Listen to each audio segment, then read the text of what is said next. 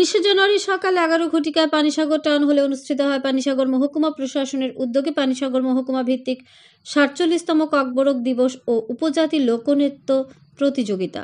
প্রদীপ প্রজ্বলনের মাধ্যমে অনুষ্ঠানের শুভ সূচনা করেন পানিসাগর নগর পঞ্চায়েতের চেয়ারম্যান অনুরাধা দাস। সভাপতিত্ব করেন রাজ্যের প্রখ্যাত ককবরক কবি ও সাহিত্যিক সুধন্য ত্রিপুরা।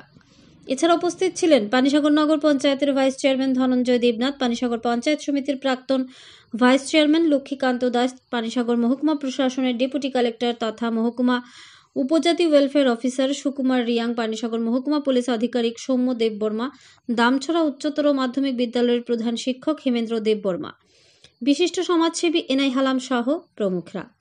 অনুষ্ঠানে স্বাগত আলোচনা রাখেন ডেপুটি কালেক্টর সুকুমার রিয়াং। অনুষ্ঠানের শুরুতেই রাজ্য উপজাতি বিশিষ্ট ব্যক্তিত্ব বিশ্ব মুন্ডার প্রতিকৃতিতে পুষ্পার্ঘ্য নিবেদন কর্মসূচি। অনুষ্ঠানে অংশগ্রহণ করেন পানিসাগর এলাকার সবকটি বিদ্যালয় থেকে আগত ছাত্রছাত্রী বৃন্দরা। অনুষ্ঠান শুরুর পূর্বে একটি সুসজ্জিত রেলি সহযোগে পানিসাগর বাজার পরিক্রমা করে টাউন হল প্রাঙ্গণে এসে সমাপ্তি ঘোষণা করা হয়। অনুষ্ঠান মঞ্চে অনুষ্ঠিত হয় বিভিন্ন ধরনের উপজাতি লোকনৃত্যের নিপুণ প্রদর্শনী। উক্ত উপজাতি লোকনৃত্য প্রতিযোগিতায় অংশগ্রহণকারী দলগুলো হল Bethlehem English medium school, Damchhara ST girls school, Damchhara ST boys hostel, কেপিটিয়ানো girls school, KG BV girls hostel এবং নাজির ইংলিশ মিডিয়াম স্কুল।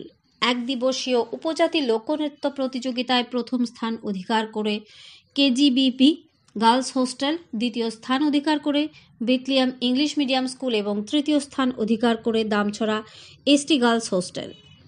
মঞ্চে উপবিষ্ট অতিথিদের হাত ধরে বিজয়ীদের হাতে পুরস্কার তুলে দেওয়া হয়।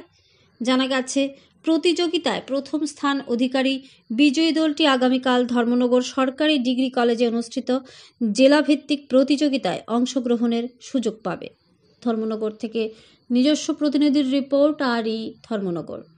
Even international book fairs or national book fairs that used to take place in Delhi in national level, there also we said, or our government sent stalls, books, or resource person in that fair. So gradually we are seeing it that this language is developing. So now it is our turn, now it is your turn to spread that language in future. And this 19th January, we are celebrating as a World Day. This is not just a day only to celebrate this language. This is our one future responsibility also to work for the betterment of the literature and which uphold our roots, our heritage, and our identity. Thank you all.